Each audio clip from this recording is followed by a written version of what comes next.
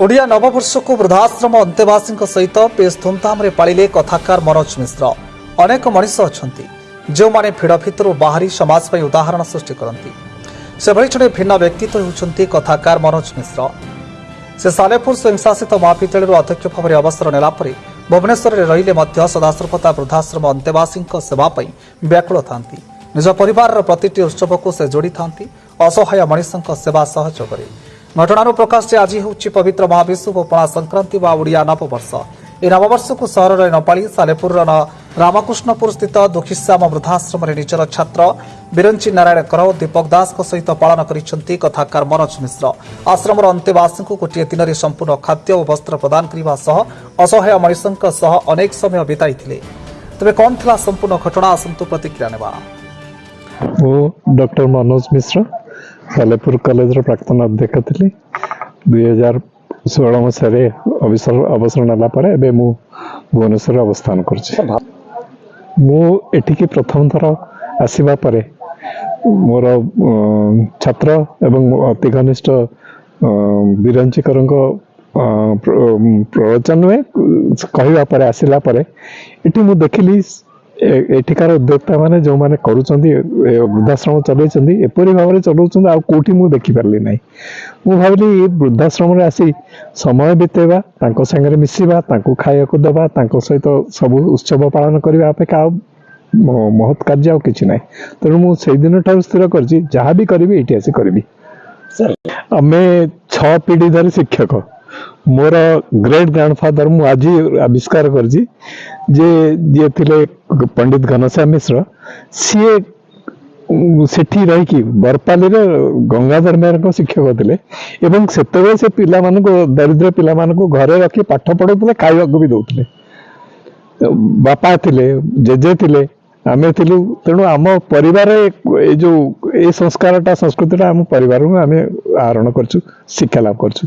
एवं मो बापा सब कहती तुमको गोटे हाथ देइछन भगवान तुम निज पे आउ गोटे हाथ देइछ अन्य मानक पे तुम अन्य मानक पे कले किए हेले तुमको सहाय्य करिवो केबे हेले तुम से जो पुण्य पाइबो तार आउ अल्टरनेटिव तार विकल्प किछि नाही। सर शासन जहाँ भितर संस्कार थिबो जहाँ भितर ज्ञान थिबो जहाँ भितर भल गुण थिबो से केबे बदलनी। नम्रंती फलनीय वृक्षा लोक जेते उपरक जीव से नम्र भाव अधिका देखेब।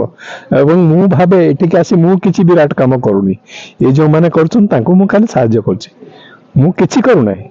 अब भगवान को दयारु मते किछि भगवान मते किछि आर्थिक निरापत्ता दैछन से ता द्वारा मु तांको किछि सहाय्य करि पारछि सेति में मु निजको धन्य माने करछि। पवित्र महाविषुव संक्रांति आज ओडिया नववर्ष एवं आज हनुमान जयंती तीनटा जिनस एकाठी रही आज आम यहाँ गोटे बड़ पर्व एवं सर्वापेक्षा इम्पोर्टाट कथा है आम जो आगुरी नुआ वर्ष इंग्राजी नववर्ष पालन कर मिडनाइट जीरो नाइट पालन हुए से अंधार राति थंडार शही दिए ये किंतु जस्ट आमर बसंत ऋतु रही चारिआडे फूलमय चारिआडे सुंदर सूर्य आलोक परिष्कार आम ये जो नववर्षर महत्व मिडनाइट बा जीरो नाइट सेलिब्रेशन अपेक्षा बहु अधिक ये आम से दिन बहुत जने कहले जे छेड़ी कुकुड़ा केते कटा जाए ठिकना ना किंतु आज आम समस्ते तो अनेक भी आज उपास रही पणा खाई अनेक सादा खाऊं आज आम भी सादा खाऊ आज आम आईस निषेध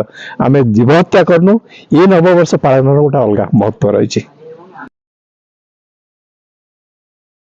कर सालेपुर सर कौन कौन कहे आज पवित्र महाविषुव संक्रांति ओडिया नववर्ष मु आपण मान जरिया समस्त को यही ओडिया नववर्षर अभिनंदन जनाऊँ गुरुजन मान आशीर्वाद भिक्षा करुच्ची। आज ये जो पवित्र दिन रे प्रभु हनुमान का जयंती यही पवित्र दिन रे आज मोर सार जी सब जहाँकर नीति आदर्श रे मु अनुप्राणित होती सालेपुर कॉलेज प्राक्तन अध्यक्ष डॉक्टर मनोज मिश्र से सबु समय यही दुखीश्याम वृद्धाश्रम को सुदूर भुवनेश्वर आसती आज सार आसी पहुँची थे। आज जेहेतु ओडिया नववर्ष सार तांकर जो नुआ वर्ष टी यही असहाय दुखीश्याम वृद्धाश्रम जो मैंने अंतेवासी अच्छा से गहन में काटिया को मनस्थ करते मत भी डाकी मो सहित आउ जड़े अच्छा आम सांबादिक बंधु दीपक दास आसी पहुँची थे ସାର୍ ଏଠି ଆଜି ଆସି ପହଞ୍ଚି ସାର୍ ଚାହିଁଥିଲେ ଯେ ତାଙ୍କ ଘରେ ପରିବାର ସହିତ ସାଙ୍ଗସାଥି ସହିତ ବହୁତ ଖୁସିରେ କାଟି ପାରିଥାନ୍ତେ ଓଡ଼ିଆ ନବବର୍ଷକୁ, କିନ୍ତୁ ସାର୍ ଯେଉଁ ନୀତି ଆଦର୍ଶରେ ଅନୁପ୍ରାଣିତ ସବୁବେଳେ ଆମକୁ ଡାକନ୍ତି। ସାର୍ ଏଠି ଯେମିତି ଆଜି ଓଡ଼ିଆ ନବବର୍ଷକୁ ଏଇମାନଙ୍କ ଗହଣରେ କାଟିଛନ୍ତି, ମୁଁ ଆପଣଙ୍କ ଜରିଆରେ ସମସ୍ତଙ୍କୁ ଅନୁରୋଧ କରୁଛି ଆପଣମାନେ ଆସନ୍ତୁ, ଏଇ ଅସହାୟ ମଉସା ମାଉସୀଙ୍କ ପାଖରେ ଏମିତି ସମୟ ବିତାନ୍ତୁ।